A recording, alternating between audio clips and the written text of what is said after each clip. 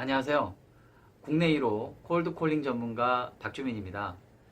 저는 오늘 내게 다가온 특별한 친구 콜드콜링이라는 주제를 가지고 저의 개인적인 이야기들을 좀 나눠볼까 합니다.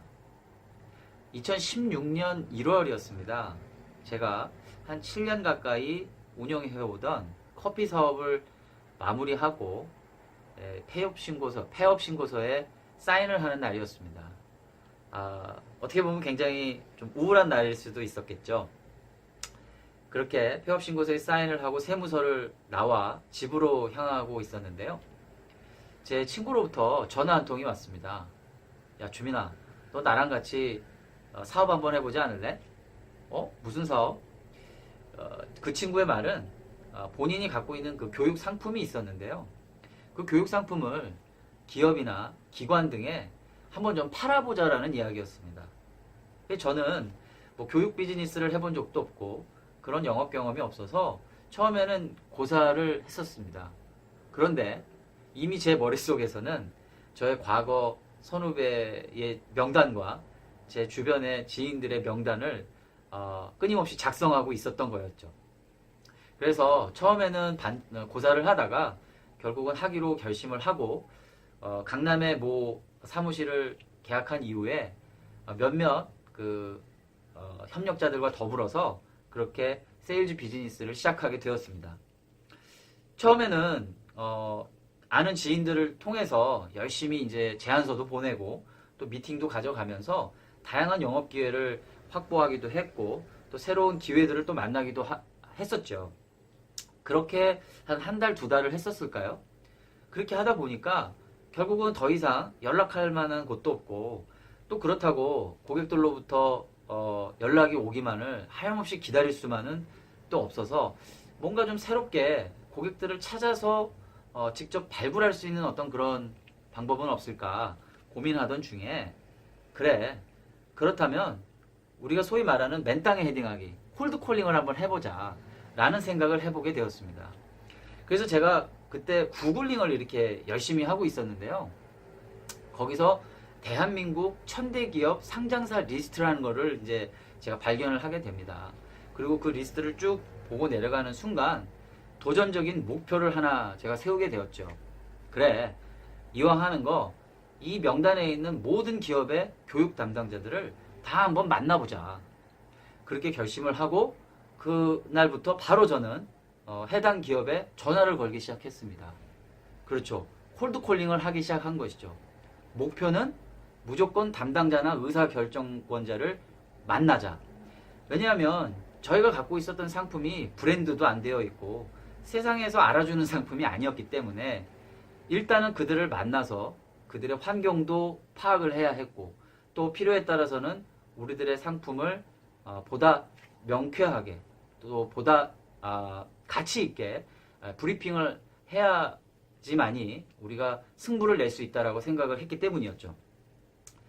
그렇게 해서 이제 콜드콜링을 막 열심히 했습니다.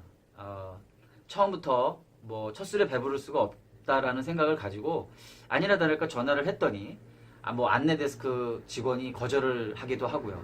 또 담당자가 바쁘다라는 핑계로 뭐 전화를 그냥 끊어버리기도 하고요. 정말 뭐 신경질적인 분들도 있어서 이거 괜한 짓을 하는 것은 아닌가라는 생각도 했었습니다만은 또 20년 넘게 비즈니스를 했었던 그런 과거의 경험을 살려서 목소리 톤과 또 나름대로의 스크립트 또 다양한 그런 어떤 기법들을 좀 연구해 가면서 열심히 전화를 했더니 그래도 조금씩 그 만남의 확률이 높아지는 것을 깨달을 수 있었습니다. 그렇게 이제 열심히 해나가는데 어느 날부터인가 좀 재미난 현상이 일어나기 시작을 했습니다. 그건 뭐냐면 함께 했었던 동료들은 아무리 콜드콜링을 해도 약속이 잡히질 않는 겁니다. 그런데 옆자리에 있는 저는 전화만 하면 거의 대부분 약속이 턱턱 잡히더라는 것이죠. 물론 저도 엄청난 거절을 당하기도 했지만 그에 비례해서 또 엄청난 양의 약속 잡기가 성사되는 것을 보고 함께 있었던 동료들이 혀를 내두르기 시작을 한 것이죠. 실제로 함께 썼던 그 공용 캘린더에 보면 말이죠. 그 약속 잡기 일정이 제가 주로 잡았던 일정이 빼곡하게 이번 주, 다음 주까지 차 있는 모습을 볼 수 있었는데요. 제가 그런 식으로 아침 일찍부터 정말 해가 질 때까지 얼마나 열심히 제가 콜드콜링을 했는지, 뭐 시간을 정해놓고 하는 경우도 있었지만 정말 뭐에 홀린 듯이, 정말 미친 듯이 열심히 콜드콜링을 했었던 것 같아요. 예를 들면 저의 그 작업 책상 위에는 모니터가 항상 이렇게 두 대가 놓여져 있었는데요.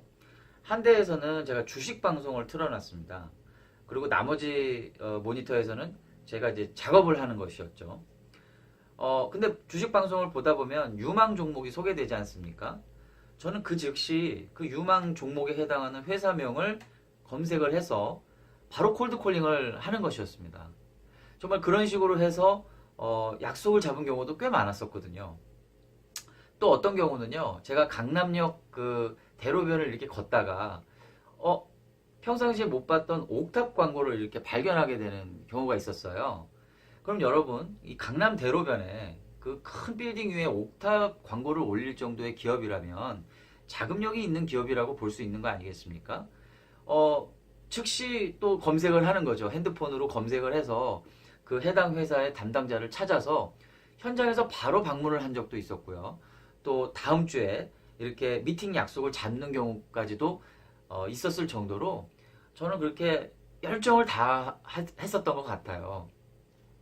그렇게 해서 제가 하루 평균 뭐 적게는 한 50통에서 뭐 많게는 100통이 넘게까지 콜드콜링을 해봤었는데요. 그렇게 집중적으로 제가 6개월 동안 그 해본 그 콜드콜링 숫자를 헤아려 보니까 대략 한 8,500여 통 정도를 제가 했다라는 것을 알 수 있었습니다. 사실 콜드콜링에 있어서는 이 숫자도 매우 중요한데요.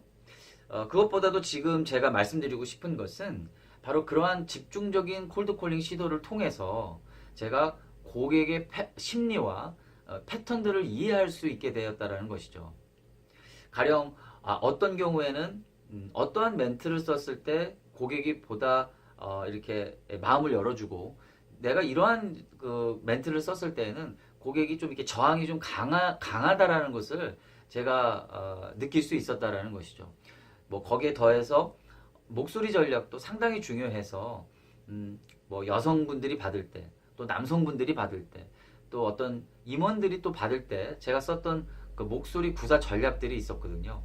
이러한 것들이 하루하루 쌓여지기 시작을 하면서 나중에는 이 콜드콜이 저한테는 하나의 즐거운 놀이처럼 다가오게 됐었던 것이었죠. 그 여러분 혹시 퀀텀 점프라는 말 혹시 들어보셨습니까? 처음에는 이렇게 미미하게 진행이 되다가 어느 순간 폭발적으로 성장하는 어떤 그런 시점을 이르는 말이잖아요. 제가 바로 이 콜드콜링을 수없이 시도하면서 그 퀀텀 점프를 경험을 하게 된 것 같습니다. 정말 놀라운 경험이었죠. 어떻게 이러한 것들이 가능할 수 있었을까요? 저는 첫 번째로는 절실함에 있었다라고 생각을 합니다. 제가 초반부에서도 말씀드렸다시피 제가 개인 사업을 정리하는 그날 정말 저는 많이 우울했고 또 자신감이 떨어질 대로 떨어진 상태였었거든요. 그런데 친구가 제안해준 이 비즈니스 기회를 한번 제대로 살려보자. 정말 내 사업이다라고 생각을 하고 정말 열심히 하자고 결단을 했더니 그 절실함은 어느새 열정의 에너지로 변환이 되어져서 저를 더욱더 강하게 단련시켜 주었던 것이었죠. 두 번째로는요, 끊임없는 연구와 연습에 있었다라고 생각을 합니다. 사실 이 콜드콜링을 잘하기 위해서는요, 기본적으로 건강한 몸과 마음의 에너지 균형이 너무 중요합니다. 그래서 저는 매일 새벽 5시에 기상을 해서 이 명상을 통해서 마인드 컨트롤을 하루도 빠짐없이 했었습니다.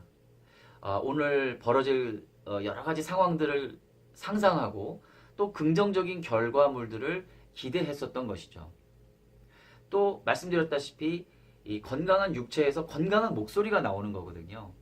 그것을 통해서 설득력 있는 목소리 전달이 결국은 고객을 고객과의 어떤 그런 약속 잡기 성사율을 높여준다라는 것을 제가 알고 있었기 때문에 정말 체력 훈련도 열심히 했었습니다. 마지막으로는 이 스크립트를 항상 복기를 하면서 수정하고 보완하는 작업도 열심히 했었습니다. 어떻게 하면 더 효과적으로 메시지를 전달할 수 있을까? 어떻게 하면 결정적으로 고객이 나를 더 만나고 싶어 할 수 있게 할 수 있을까? 이런 것들을 끊임없이 연구하고 연습하다 보니 하루하루 시간이 갈수록 정말 다른 동료들하고는 비교할 수 없는 약속 잡기 성사율을 보였던 것이죠. 자, 오늘 이렇게 저는 저의 콜드콜링의 경험적인 사례들을 여러분들과 이렇게 좀 나눠봤습니다. 다음 시간에는 제가 콜드콜링 전문가로서 기업을 대상으로 강의를 할 수 있게 되었고, 또 어떻게 대한민국 영업인으로서는 최초로 이 콜드콜링 관련된 전문 서적을 또 쓰게 되었는지 그러한 이야기들을 또 추가적으로 나눠볼까 합니다. 자, 그럼 오늘 강의는 이것으로 마치도록 하겠습니다. 감사합니다.